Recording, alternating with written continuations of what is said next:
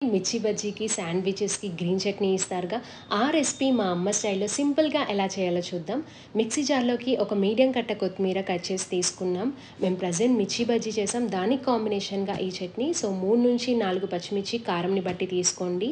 బజ్జీలకు వాడిన మిర్చి కొనలు and seeds కూడా యాడ్ చేసాం. నార్మల్‌గా అయితే బజ్జీ వేసేటప్పుడు పిండి చిన్న చిన్నగా ఆయిల్‌లో పడుతుందిగా బూందీలాగా. వాటన్నిటిని కలిపి ఇందులో యాడ్ చేస్తారు.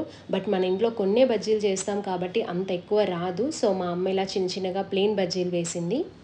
మీరు శాండ్‌విచ్‌లోకైతే సేవ్ యాడ్ చేసుకోండి బజ్జీల ప్లేస్‌లో.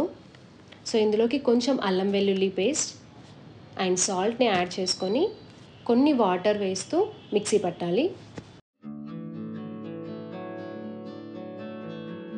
మధ్యలో కలుపుతూ అవసరం అనుకుంటే వాటర్ యాడ్ చేస్తూ మెత్తగా మిక్సీ పట్టుకోవాలి.